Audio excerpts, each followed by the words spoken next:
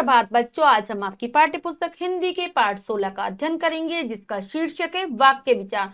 तो चलिए पाठ को पढ़ते हैं और जानते हैं कि वाक्य क्या होते हैं, किस प्रकार से उनकी रचना होती है। पाठ 16 वाक्य विचार।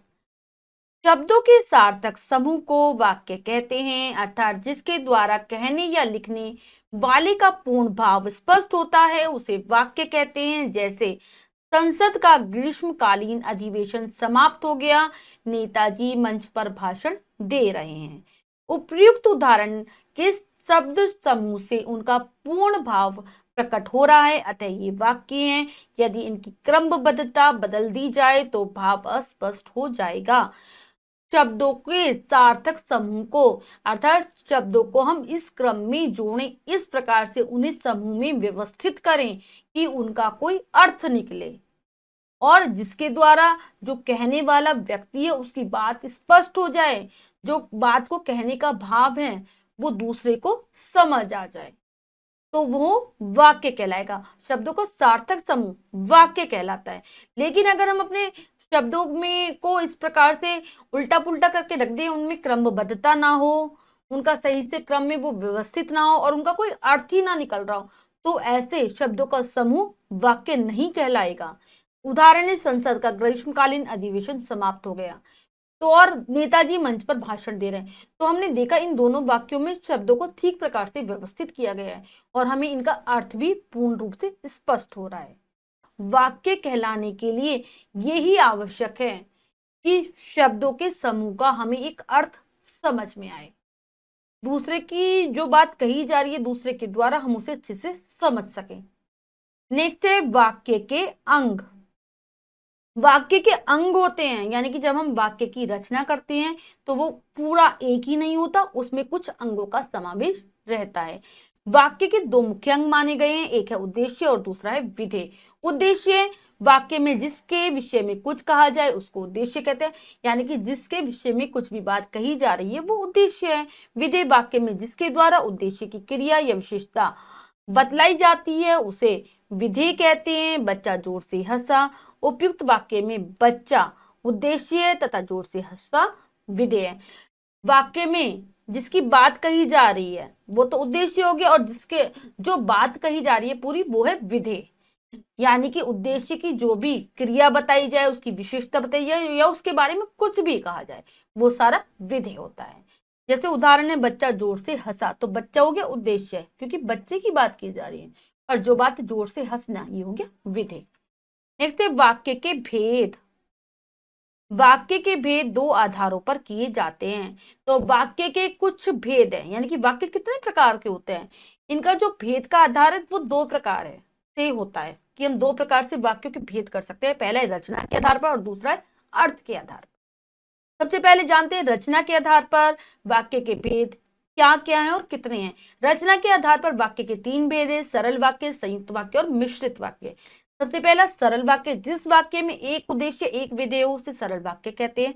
जैसे किसान ने खेत जोता, मैं अब सोऊंगा।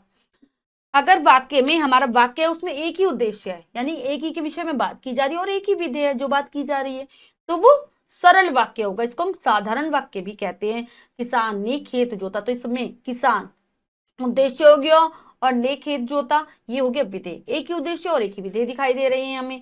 दूसरा है मैं अब सोऊंगा, मैं अपने विषय में बात की जा रही है, मैं उद्देश्य हो गया और अब सोऊंगा ये हो गया हमारा पूरा विधेय। तो ऐसे वाक्य सरल वाक्य। नेक्स्ट संयुक्त वाक्य, जिस वाक्य में एक से अधिक सरल वाक्य हों उसे संयुक्त वाक्य कहते हैं। अगर किसी वाक्य में एक से अधिक वाक्य हैं और वो किसी ना किसी योजक के द्वारा, किसी चिन्ह के द्वारा जुड़े हैं आपस में, तो वो संयुक्त वाक्य होंगे। जैसे उदाहरण है, अमित मेरे घर आया लेकिन रुका नहीं। इसमें अमित मेरे घर आया एक वाक्य और दूसरा है रुका नहीं, और इनको हमने जोड़ा है लेकिन के द्वारा। तो ऐसे योजकों के द्वारा जब हम वाक्य को जोड़ते हैं तो ये होते हैं संयुक्त वाक्य, यानी कि इसमें दो या दो से अधिक वाक्यों का समावेश रहता है। मिश्रित वाक्य, जिस वाक्य में एक प्रधान उपवाक्य से एक या एक से अधिक आश्रित उपवाक्य जुड़े हों उन्हें मिश्रित वाक्य कहते हैं। जैसे यदि आप आते तो मैं आपके साथ जरूर चलता। इसमें क्या होगा मिश्रित वाक्य में, एक तो प्रधान होगा, एक तो मुख्य वाक्य होगा, बाकी उसके नीचे आश्रित उपवाक्य होंगे, एक भी हो सकता है वो और एक से अधिक भी हो सकते हैं, वो आपस में जुड़े रहते हैं। तो जैसे यदि आप आते तो मैं आपके साथ जरूर चलता। तो मिश्रित वाक्य में अगर हम प्रधान वाक्य से आश्रित उपवाक्य को ना जोड़े तो हमारा वाक्य अधूरा रहता है। इनमें प्रधान वाक्य और आश्रित उपवाक्यों का होना जरूरी होता है। जैसे यदि आप आते, अगर हम सिर्फ इतना छोड़ दें, क्योंकि ये मुख्य वाक्य हो गया, अगर हम इसे छोड़ दें तो हमें वाक्य पूर्ण नहीं लग रहा है। तो मैं आपके साथ जरूर चलता, हमने इसके नीचे लगाया आश्रित उपवाक्य, तो मैं आपके साथ जरूर चलता। तो ऐसे वाले जो वाक्य होते हैं वो मिश्रित वाक्य होते हैं। क्या आप जानते हैं संयुक्त वाक्यों को जोड़ने के लिए समानाधिकरण उपसमुच्चय बोधकों का प्रयोग किया जाता है। मिश्रित वाक्यों को जोड़ने के लिए व्यधिकरण समुच्चय बोधकों का प्रयोग किया जाता है।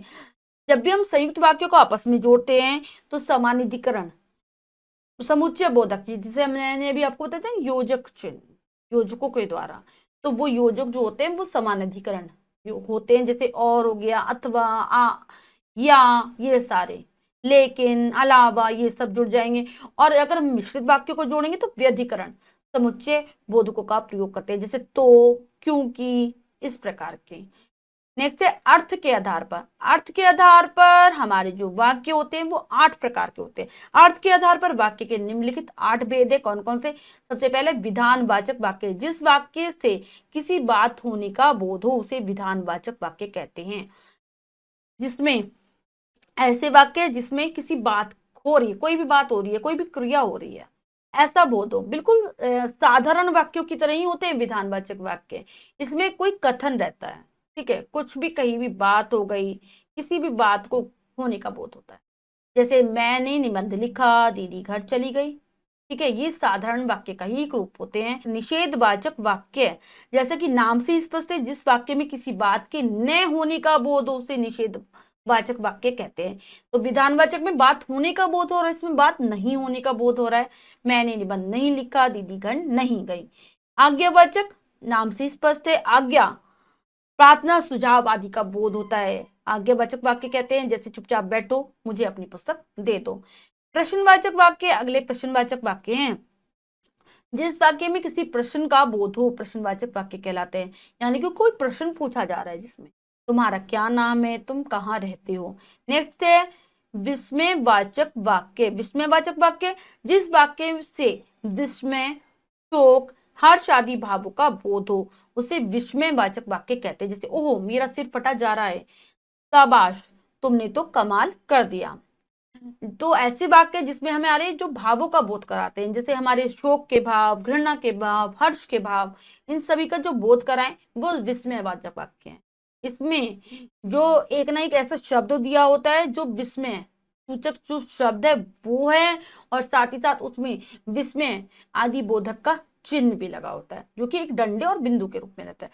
जैसे ओहो मेरा सिर फटा जा रहा है, तो ओहो के बाद विस्मय सूचक चिन्ह लगा है, शाबाश तुमने तो कमाल कर दिया, शाबाश के बाद विस्मय सूचक चिन्ह लगा, इससे हम इनकी पहचान कर सकते हैं।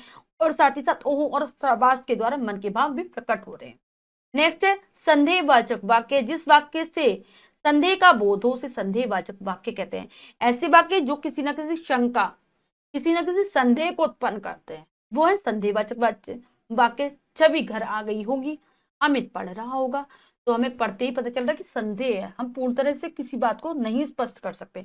इच्छावाचक वाक्य, जिस वाक्य से इच्छा या कामना का बोध हो उसे इच्छावाचक वाक्य कहते हैं। जैसे यह मेरी हार्दिक इच्छा है कि तुम सफल हो, भगवान आपको दीर्घायु करे। ऐसे वाक्य जिनसे हमारे मन की इच्छा, जो हम चाहते हैं, हमारे मन की कोई कामना वो प्रकट होती है। जैसे यह मेरी हार्दिक इच्छा है तुम सफल हो, भगवान आपको दीर्घायु करे, यानी कि कोई ना कोई इच्छा कामना को प्रकट करने वाले वाक्य। संकेतवाचक वाक्य, जिस वाक्य में एक वाक्य दूसरे वाक्य की संभावना पर आधारित हो उसको संकेतवाचक वाक्य कहते हैं। ऐसे वाक्य जिसमें एक बात दूसरी बात पर निर्भर करती है, एक कार्य का होना दूसरे पर निर्भर करता है, वो होते हैं संकेतवाचक वाक्य। एक तरीके से एक वाक्य दूसरे वाक्य की ओर संकेत करता है। यदि आप भोजन करें तो मैं भी भोजन करूं, यदि वर्षा होती तो फसल नहीं सूखती। तो हम देख रहे हैं कि एक तरीके से दो वाक्य जुड़े हैं और एक वाक्य दूसरे वाक्य को संकेत कर रहा है। नेक्स्ट है, क्या आप जानते हैं प्रश्नवाचक वाक्यों के अंत में प्रश्न सूचक चिन्ह लगाया जाता है। विस्मयवाचक तथा इच्छावाचक वाक्यों के अंत में विस्मय सूचक चिन्ह लगाया जाता है। अन्य सभी प्रकार के वाक्यों के अंत में पूर्ण विराम लगाया जाता है। तो क्या कह रहे हैं कि अगर प्रश्न सूचक वाक्य होंगे, प्रश्नवाचक वाक्य होंगे, तो अंत में प्रश्न सूचक चिन्ह लगेगा, यानी कि जिसे हम क्या कहते हैं, प्रश्नवाचक चिन्ह भी कहते हैं, जो कि क्वेश्चन मार्क ऐसे बनता है। नेक्स्ट है विस्मय, जो विस्मयवाचक और इच्छावाचक वाक्य होते हैं उसमें हम विस्मय सूचक चिन्ह लगाते हैं, जो कि डंडे और बिंदु के रूप, और बाकी सारे वाक्य जो भी बचे उनके अंत में पूर्ण विराम लगाते हैं। वाक्य रचना के नियम, अब हम वाक्य की रचना जब हम करते हैं तो हम कुछ नियमों का पालन करते हैं, उनको जान लेते हैं। वाक्य रचना के प्रमुख नियम निम्नलिखित हैं। क्रम, किसी वाक्य में सार्थक शब्दों को उचित स्थान पर रखने को क्रम कहते हैं। जैसे प्रधानमंत्री ने हाईवे का उद्घाटन किया, इस वाक्य में पहले कर्ता, फिर कर्म और बाद में क्रिया को रखा गया है।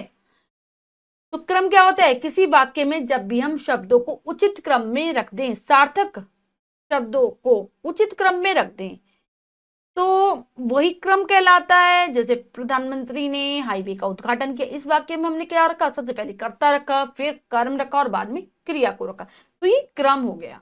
नियम, इसके नियम होते हैं कुछ। हिंदी वाक्य के शुरू में कर्ता, मध्य में कर्म तथा अंत में क्रिया होनी चाहिए।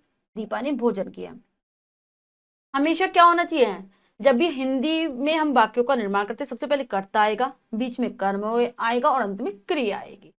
उदाहरण, दीपा ने भोजन किया, तो सबसे पहले दीपा कर्ता, भोजन कर्म और अंत में किया क्रिया। उद्देश्य या कर्ता के विस्तार को कर्ता के पहले एवं विधेय या क्रिया के विस्तार को क्रिया से पहले रखना चाहिए। जैसे अच्छे बच्चे बड़ों का कहना मानते हैं। अगर हम किसी उद्देश्य का विस्तार कर रहे हैं तो वो उद्देश्य से पहले आएगा, और क्रिया का विस्तार कर रहे हैं तो क्रिया से पहले आएगा। ठीक है, तो ये हमारे क्रम होता है इसमें। जैसे बच्चे बच्चे बड़ों का कहना मानते हैं, तो अच्छे बच्चे बड़ों का, ठीक है, कहना मानते हैं, तो अच्छे बच्चे बड़ों का, ये सारा क्या है, हमारा उद्देश्य है, और कहना मानते हैं विधेय। तो हमने जब उद्देश्य का विस्तार किया, अच्छे बच्चों का ऐसे करके विस्तार किया, तो हमने वो पहले रखा। कर्तव्य कर्म के बीच अधिकरण, अपादान, संप्रदान एवं करण कारक आते हैं। कर्ता और कर्म का जो स्थान रहेगा उसके बीच में ही हम अन्य जो कारक होंगे उनका प्रयोग करेंगे। जैसे अधिकरण, संप्रदान, अपदान, जो भी कारक होंगे वो कर्ता और कर्म के बीच में आएंगे। जैसे स्वाति ने घर की अलमारी में हिमांशु के लिए हाथ से पुस्तक निकाली, तो हमने यहाँ पे क्या देख रहे हैं कि हमने देखा कि कर्ता और कर्म, पुस्तक कर्म हो गया और कर्ता क्या है, स्वाति, और इसके बीच में हमने बाकी सारी जो चीजें सारी उसके बीच में रखी, ये नहीं कि कर्म के बाद में रखी, कर्म से पहले रखी सारी चीजें। संबोधन शुरू में आता है, जैसे हे प्रभु मुझे सद्बुद्धि दीजिए। जब भी हम संबोधन का प्रयोग करते हैं वाक्य के अंतर्गत, जैसे शाबाश, वाह, हे प्रभु मुझे सद्बुद्धि दीजिए, तो सभी संबोधन पहले आएंगे, शुरू में लिख देंगे हम उन्हें। क्रिया विशेषण की क्रिया से पहले आता है, जैसे दीपांशु तेज दौड़ता है।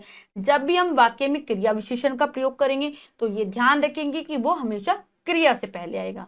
जैसे दीपांशु तेज दौड़ता है, तो यहाँ पर क्रिया विशेषण तेज, तो वो दौड़ना क्रिया है, तो दौड़ता से पहले आया।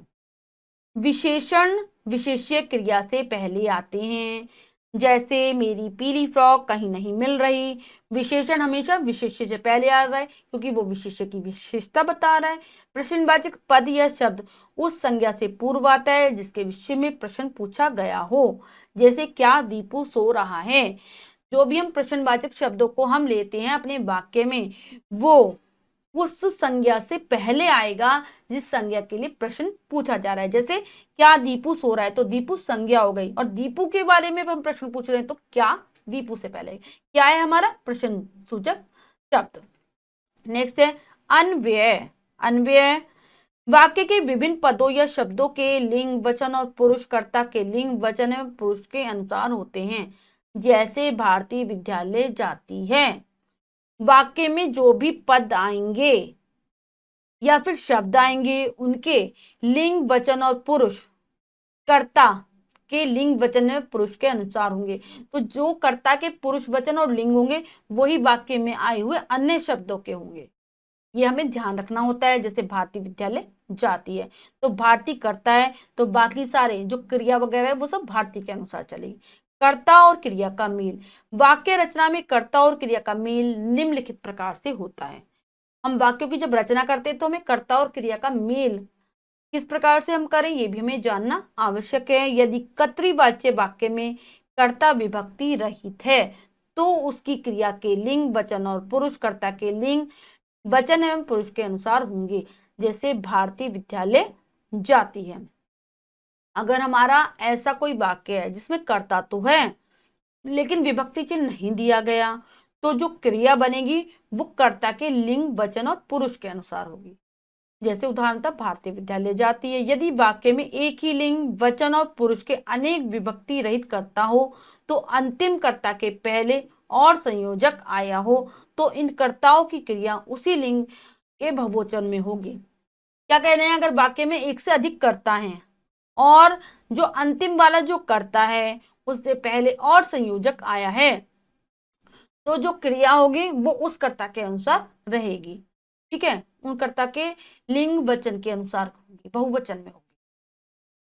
नेक्स्ट है, यदि वाक्य में दो भिन्न लिंगों के कर्ता हों और दोनों द्वंद्व समास के अनुसार प्रयुक्त हो तो उनकी क्रिया पुल्लिंग बहुवचन में होगी। पहले तो ये क्या कह रहे हैं कि अगर एक से अधिक कर्ता है, पहले वाले में इन्होंने ये कहा कि एक से अधिक कर्ता है तो जितने कर्ता होंगे उनके अनुसार बहुवचन में हो जाएगी हमारी क्रिया। लेकिन अगर वाक्य ऐसा है इसमें दो विभिन्न लिंगों के कर्ता हैं, दो विभिन्न लिंगों के लोग हैं कार्य को करने वाले, तो और वो द्वंद्व समास के द्वारा जुड़े हुए हैं आपस में, द्वंद्व समास के द्वारा, ये जैसे राजा रानी हो गई या कुछ भी हो गया, चाचा चाची, तो द्वंद्व समास है, बीच में योजक चिन्ह लगा होता है द्वंद्व समास में, तो हमेशा जो हम क्रिया लगाएंगे वो बहुवचन में होगी और किसमें होगी, पुल्लिंग में होगी। जैसे राजा रानी आए, तो आए पुल्लिंग में लगी है क्रिया और बहुवचन में। माता पिता खड़े हैं, खड़ी नहीं होगा, स्त्रीलिंग नहीं होगा, पुल्लिंग ही रहेगा। चाचा चाची बैठे हैं। यदि वाक्य में दो भिन्न भिन्न विभक्ति रहित एक वचन करता हूं और दोनों के बीच और संयोजक आए तो उनकी क्रिया पुल्लिंग और बहुवचन में होगी। दो कर्ता हैं और दोनों में विभक्ति नहीं लगी हुई और एक वचन है तब भी, और उनके बीच में और आया हुआ है तो भी हमारी जो क्रिया है वो पुल्लिंग होगी और बहुवचन में हो जाएगी। राधा और कृष्ण वन को गए, बाघ और बकरी एक घाट पर पानी पीते हैं। यदि वाक्य में दोनों वचनों तथा लिंगों के अनुसार करता हूं तो क्रिया बहुवचन में होगी और उनकी लिंग अंतिम कर्ता के अनुसार होगा। जैसे एक बालक, दो व्यक्ति तथा तीन स्त्रियां जाती हैं। अगर वाक्य में दोनों वचनों के लिंगों के कर्ता हैं, दोनों वचनों तथा, यानी कि एक वचन भी है बहुवचन भी है और लिंग भी स्त्रीलिंग भी है पुल्लिंग भी है, तो क्रिया तो हमारी बहुवचन में हो जाएगी क्योंकि एक से अधिक है वो। लेकिन जो लिंग है वो जो अंतिम वाला जो कर्ता आएगा वाक्य में उसके अनुसार होगा। एक बालक, दो व्यक्ति तथा तीन स्त्रियां जाती हैं, तो इसमें अंतिम में क्या था, स्त्रियां आई हैं तो स्त्रीलिंग में हो जाएगी क्रिया, और अगर अंत में पुल्लिंग होता तो पुल्लिंग में हो जाती क्रिया। यदि वाक्य में अनेक कर्ताओं के बीच विभाजक, समुच्चय, बोधक, अव्यय या अथवा व्यय रहे तो क्रिया अंतिम कर्ता के लिंग और वचन के अनुसार होगी। जैसे हर्ष ने 7 कुर्सियां व एक टीवी खरीदा। तो इसमें भी यही है कि अगर समुच्चय, बोधक, अव्यय लगा है और एक से अधिक कर्ता है तो अंतिम कर्ता के अनुसार हमारी क्रिया होगी। यदि उत्तम पुरुष, मध्यम पुरुष और अन्य पुरुष एक ही वाक्य में कर्ता बनकर आए तो क्रिया उत्तम पुरुष के अनुसार होगी। जैसे वो, वह और मैं सोऊंगा, तुम, कृष्ण और मैं दिल्ली जाऊंगा। यदि हमारे पास ऐसा कोई वाक्य है जिसमें तीनों पुरुषों का समावेश हो, जैसे प्रथम कौन कौन से पुरुष होते हैं हमारे, सबसे पहला होते हैं उत्तम पुरुष, मध्यम पुरुष और अन्य पुरुष, तो हमारी जो वो होगी, जो हम क्रिया लगाएंगे वो उत्तम पुरुष के अनुसार लगाएंगे। जैसे वह और मैं सोऊंगा, तुम, कृष्ण और मैं दिल्ली जाऊंगा। तो यहाँ पर हमने जो क्रिया का प्रयोग किया उत्तम पुरुष के अनुसार किया है। कर्म और क्रिया का मेल, कर्म के अनुसार जब हम क्रिया का प्रयोग किस प्रकार से करते हैं, इन दोनों का क्या मेल होता है। वाक्य रचना में कर्म और क्रिया का मेल निम्नलिखित प्रकार से होता है। यदि वाक्य में कर्ता ने विभक्ति से युक्त हो और कर्म की को विभक्ति नहीं हो तो क्रिया कर्म के लिंग वचन और पुरुष के अनुसार होगी। जैसे दीपा ने अमरूद खरीदे। तो अगर वाक्य में कर्ता भी और कर्म भी है और कर्ता में तो विभक्ति दी है लेकिन कर्म की विभक्ति नहीं है तो हम क्रिया को कर्म के अनुसार लगाएंगे। जैसे दीपा ने अमरूद खरीदे। यदि कर्ता और कर्म दोनों विभक्ति चिन्हों से युक्त हैं तो क्रिया सदैव एक वचन पुल्लिंग व अन्य पुरुष में होगी। जैसे मैंने अशोक को बुलाया, तुमने उसे देखा। कर्ता और कर्म भी हैं दोनों और विभक्ति चिन्ह भी दिया हुआ है, तो तब भी अगर ये दोनों चीजें हैं तो क्रिया जो होगी हमेशा एक वचन में होगी, पुल्लिंग होगी और अन्य पुरुष होगी। यदि कर्ता को प्रत्यय से युक्त हो और कर्म के स्थान पर कोई क्रियार्थक संज्ञा आए तो क्रिया सदैव एक वचन पुल्लिंग व अन्य पुरुष में होगी। जैसे तुम्हें पुस्तक पढ़नी नहीं आती। कर्ता में को प्रत्यय भी दिया गया है, कर्ता के साथ को प्रत्यय है, ठीक है।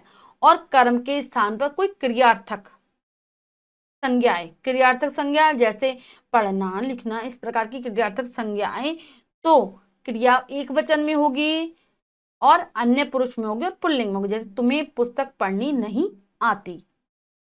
यदि एक ही लिंग वचन के अनेक प्राणीवाचक विभक्ति रहित कर्म एक साथ आए तो क्रिया उसी लिंग में बहुवचन की होगी। जैसे किसान ने बैल गाय और बकरी खरीदे। अगर एक लिंग वचन के यदि एक ही वचन के अनेक प्राणीवाचक वचन के प्राण विभक्ति रहित कर्म के साथ आए तो क्रिया उसी लिंग में बहुवचन होगी। जैसे किसान ने बैल गाय और बकरी खरीदी।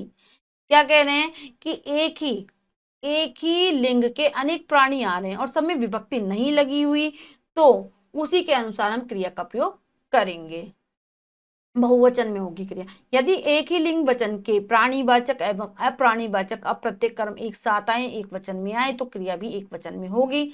जैसे मैंने एक गाय और एक भैंस खरीदी।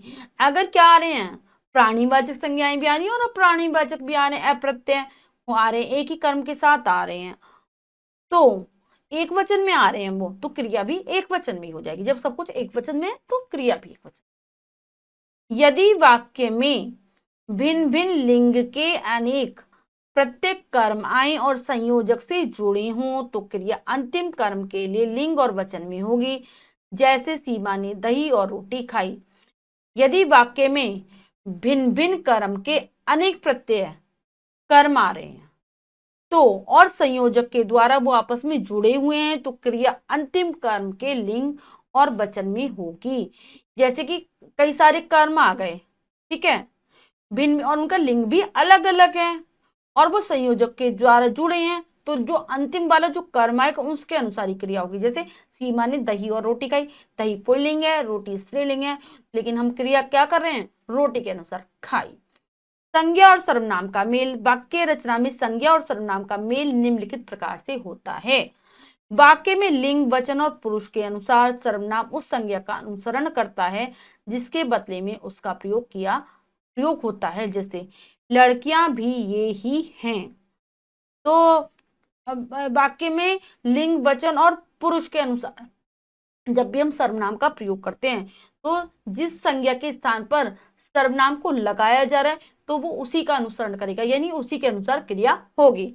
लड़कियां भी यही हैं, लड़के वे ही हैं। तो यहाँ पे देख रहे हैं लड़कियां, उसके बाद हम ये लगा रहे हैं तो लड़कियां क्या हो रहा है, बहुवचन है तो ये भी बहुवचन में आएगा। लड़के वे ही हैं, लड़के बहुवचन है तो वे वह नहीं कर सकते हम, और लड़कियां के साथ हम यह नहीं लगा सकते, उसी के अनुसार हमारा वचन भी चलेगा, क्रिया भी उसी हिसाब से चलती है। यदि वाक्य में अनेक संज्ञाओं के स्थान पर एक ही सर्वनाम आए तो वह पुल्लिंग बहुवचन होता है। जैसे देव और वेद कश्मीर गए, वे 8 दिन के बाद लौटेंगे। अगर वाक्य में कई सारी संज्ञाएं हैं और उनके स्थान पर हम एक ही सर्वनाम का प्रयोग कर रहे हैं तो वो सर्वनाम हमेशा पुल्लिंग होगा और बहुवचन। जैसे देव और वेद कश्मीर गए हैं, वे 8 दिन के बाद लौटेंगे, तो देव और वेद की जगह हम एक सर्वनाम प्रयोग कर रहे हैं वे, इसलिए वो क्या होगा, पुल्लिंग और बहुवचन है। अब हमने बच्चों पाठ के माध्यम से जाना वाक्यों के विषय में, हम पाठ का अभ्यास कार्य कर लेते हैं। हमने जाना कि किस प्रकार से वाक्यों की रचना की जाती है। अब बताइए, में से पहला प्रश्न पढ़ते हैं, सही विकल्प वाले गोले को रंगिए।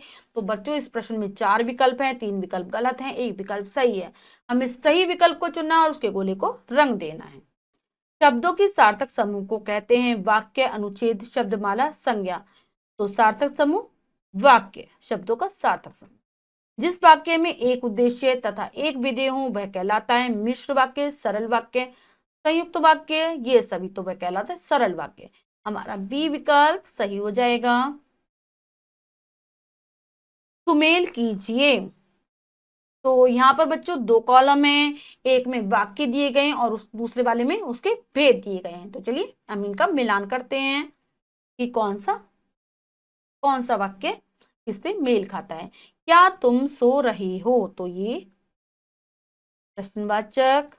ओह मेरा सिर फटा जा रहा है, ये विस्मयादि बोधक।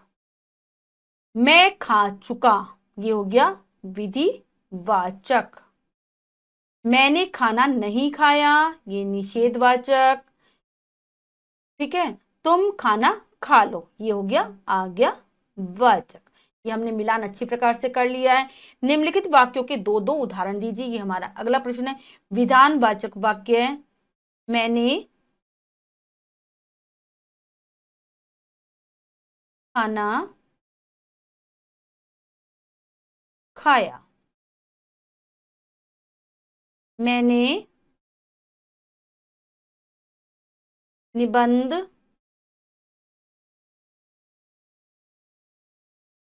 लिख लिया।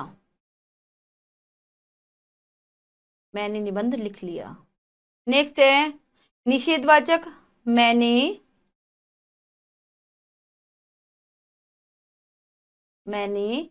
खाना नहीं खाया। मैंने, नेक्स्ट हो जाएगा इसका, मैंने निबंध नहीं लिखा। आज्ञावाचक में तुम खाना खाओ,